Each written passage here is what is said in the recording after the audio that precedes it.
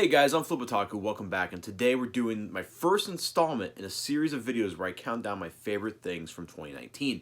Now this video is going to be best ongoing manga, not best manga, this is best ongoing manga. This does not include series that are one-shots or series that wrapped up this year, but these are series that you can continue reading going into 2020. Now, let's get started. Now, the first series I want to highlight on my list is Robo De-Evolution. This is put out by 7 Seas, and Robo De-Evolution is almost a reboot of the entire franchise. I did skip ahead and read what is included in the last volume, which comes out next year, and as a fan of the original source material, this was a real treat. You could go into this blind, and I highly recommend you guys pick this up. It's only going to be 5 volumes, so it's not going to be something too crazy to invest in. I really enjoyed this. The artwork is superb, and I like how the same duo as Ichi Shimizu and Tomohiro Shimaguchi, they are the creators of Lion Barrels of Iron, which got a pretty decent anime adaptation. They're also the duo behind the Ultraman reboot, which is also going to be on this list at some point. But I love how at the end of each volume, they break down how they designed the new mecha in this series, and a lot of them are just like kind of slightly retouching the original concept, but I really enjoyed what they did here, and the story is fantastic. The cast of characters are great, and it's old 80s 90s mecha cheesiness put into a 5-volume compact form. I highly recommend it. Next up is a series that I think is criminally underrated. I don't see any manga tubers picking this up. I don't see anybody talking about this. Mobile Suit Gundam Thunderbolt. Now, I am a huge Gundam fan. The story in Thunderbolt is complex and there's a lot to it. But if you go in blindly, you can actually enjoy this fairly well. And I want to give credit to Viz because these have a nice matte finish on all the covers, and they have the most color inserts per volume that I have seen in any manga. And it's usually in the middle. And they use a really nice almost photocopy paper, similar to what is in the in the Mobile Suit Origin hardcovers. If you are a fan of mecha, if you're a fan of Gundam, if you're a fan of a good war story, pick this up. You guys will not be disappointed. Well, we're scheduled to get volume 13 next year, and there is a little bit of an art change halfway through the series. It can be kind of jarring, but the art stays consistently phenomenal. There's some double page spreads in there that just made my jaw drop. I am in love with this series, and I highly recommend you guys pick it up because no one is talking about it. No one is talking about Robo, and no one's talking about Mobile Suit Gundam Thunderbolt. I highly recommend both. Next up is Glyph. Now, Glyph is a manga I didn't think I was going to like, but actually I enjoyed quite a bit. Now, the premise is really crazy. There's a young boy, he can turn into this creature here, and this girl crawls inside him because she's more of a badass than he is, and they battle. They battle other creatures. They're looking for a series of coins, which are actually alien beings, and the series is bonkers. Now, there's a lot of like almost borderline ecchi moments in it, which is something I don't normally tend to like. But the thing I liked most about the series, besides the great artwork, is the character development and growth in the relationship between these two is natural. It feels great, and you grow to actually care about both of them. So if you're looking for something a little bit more popcorny, you just turn your brain off, you sit there and you read it, I recommend Glyph. I'm going to be collecting it going into 2020. It's not the best seinen that's going, that's like ongoing right now. We're going to save that for later. But it is enjoyable, it is solid, and I recommend it if you're looking for something, like I said, if you just want to sit back, turn your brain off, this is the series for you. Pick it up. Next up, we have Witch Hat Atelier. Now, I'm going to briefly talk about this because I want you guys to go in as blind as possible if you have not read this. Because I was actually on vacation, and I had briefly heard people, I think it was Simply G or someone, briefly talk about Witch Hat, and I didn't know anything going in, didn't know what it was about or anything, didn't even skim through the pages. I picked up volumes 1 and 2, and I went back to my sister-in-law's house where we were at, and I read them in one in one sitting back to back, and I was enthralled. The artwork is like seriously, out of this entire list, the artwork in Witch Hat is gorgeous. It's beautiful. People say it's got a very Studio Ghibli-esque vibe. I can kind of get that. The series does take a slight darker tone. It's very almost cheerful at the very start, but I highly recommend you guys go into this blind. Do not read a review. Do not read impressions. go into this. I was actually going to do my first impressions on this, but I didn't want to because I want people to experience this fresh and brand new, just like I did. This is probably the best, one of the best ongoing series of 2019, hands down, and I cannot wait to see where the series goes into 2020. I was stuck between picking up this and Ran in the Grey World, and I'm really glad I sided with this because this is seriously something very special. And let's give a shout out to Kodansha. So the last pick was Glyph. They've stepped up their quality of their books. These are about the size of a Viz signature edition. Matte finish on both of them. The binding is really, really good. Guys, if you're watching, seriously, you guys have done a fantastic job stepping up the quality of your books.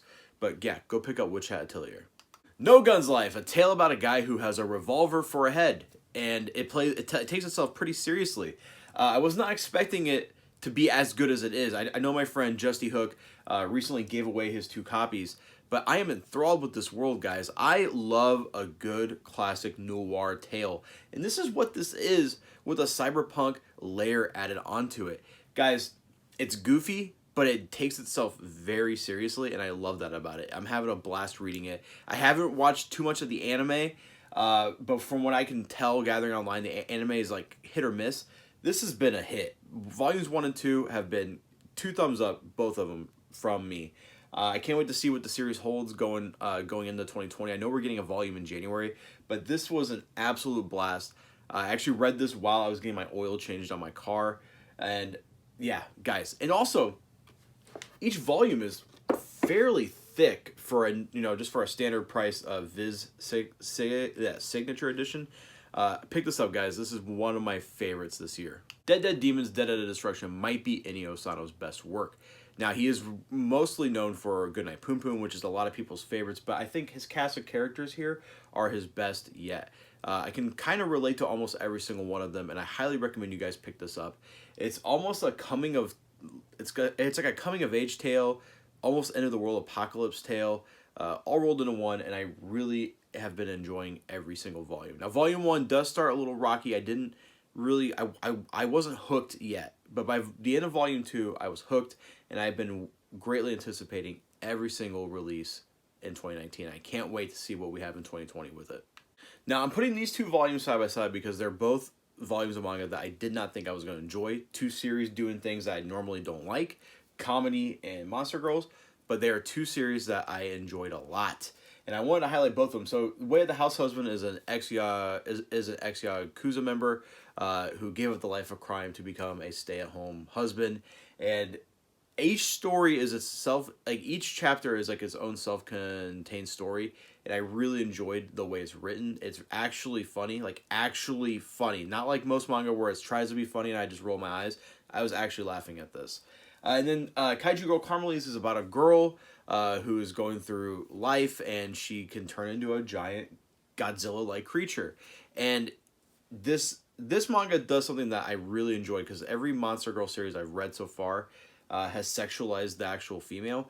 This doesn't sexualize her at all. It makes her it makes her feel like a real person, and her life goals and her struggles feel real. And she's in love, and she's going through hormonal things, and when she feels these feelings, she turns into a gigantic kaiju.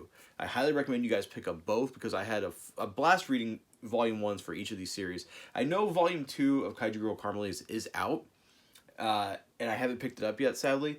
And I know Way of the House Husband comes out in January, I think. So I just want to highlight these both together because they're both volume 1s of a series that I started this year and I actually liked. Now, this year I branched out and really tried shoujo for the first time, and these 2 were recommended to me by Shay Geeks Out. Shay, thank you so much. Yona of the Dawn and Requiem of the Rose King. Now, I only have up to volume 7 for each series, but I do plan on getting caught up by 2020. My favorite out of these 2, though, is Rose King. It plays itself very seriously. Rose King's art, in my opinion, is better suited towards my taste. It takes 2 Shakespeare plays and it combines them into one. It's very political. If you're a fan of the Game of Thrones, not the like magical stuff, but like the very political side of it, you are going to love Rose King. Just like Base Senpai said on stream a couple days ago, he wasn't entirely in until the hook at the end of volume 1, and that's when he was in, and that's when I was in too. I binged all 7 volumes, and I can't wait to read more in 2020. And same thing with Yona the Dawn. Yona the Dawn is a little bit more lighthearted. It's got some comedy aspects to it, and the art can be hit or miss for me. I'm not a big fan of typical like shoujo artwork. I'm not a big fan of like typical shonen artwork either. But this has held my interest, and I do plan on getting the rest of the series in 2020. But out of these two, Recommend with the Rose King has my highest recommendation. With Rose King being my 3rd favorite series I picked up this year, Attack on Titan is my 2nd favorite that is ongoing in 2019. I never thought that when I picked up Volume 1 of Attack on Titan, this would be one of my favorite series.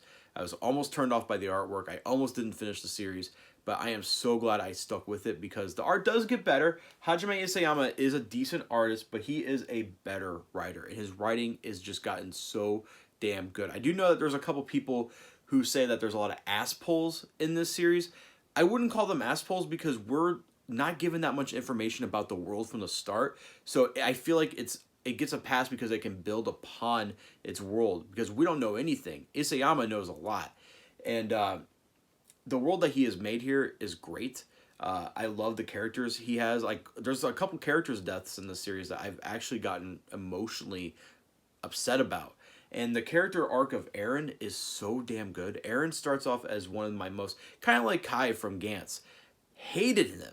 Hated Eren at the very start. Wish he wasn't the main character. But by where we at now, I think Eren's a fucking badass. I think he's also a psychopath. So if you guys want something that is a tearjerker, that will get you emotionally involved into its characters, pick up the manga. Now, if you can't get past the art, go watch the anime. The anime is really good. It's done a great job adapting what is out so far. And season 4 is supposed to be the last season, which is out next year. So I could see this wrapping up here soon. I could see it being about 32, 33 volumes long. And I cannot wait to see the ending. If it ends how I think it's going to end, it's going to be one of my favorite mangas of all time. And my favorite series of 2019 is Golden Conway. Golden Conway is a series I don't talk about enough here on my channel. And I definitely want to change that going forward into 2020.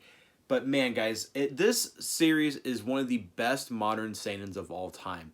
I have not been disappointed by a single volume yet, and at 13 volumes, that's pretty impressive. My favorite series of all time, Berserk, there are a couple volumes that I'm, very about, but this has not left me disappointed at all. Its cast of characters are great. The manga can be super serious, dark, goofy.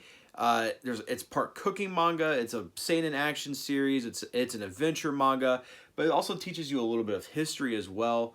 And it's got everything I could ask for in a manga series rolled into one. And guys, that's it. Those are my favorite ongoing series of 2019. And expect a video of the best manga releases of 2020. Now, if you guys are wondering, hey, I didn't see Vinland Saga or Berserk on here, I purposely left Vinland Saga and Berserk off the list because they would have taken 1 and 2. Both those series are in my top 5 favorites of all time, and I would have felt like I was cheating you guys by not highlighting other series like Kaiju Girl Carmelise or Way of the House Husband or Thunderbolt. I wanted to highlight series that either are getting talked about, but not as much as Berserk and Vinland Saga, obviously. Those are getting talked about a lot. But I kind of wanted to give myself a little bit of a restriction when I was making this list because this spot would have been Berserk easily, but we only get 1 volume a year of both those series, so I felt like that was kind of cheating.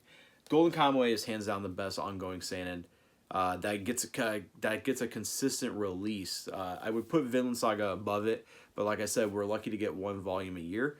That's because it's a monthly series. But yeah, guys, let me know what your top favorite ongoing manga of 2019 are down below.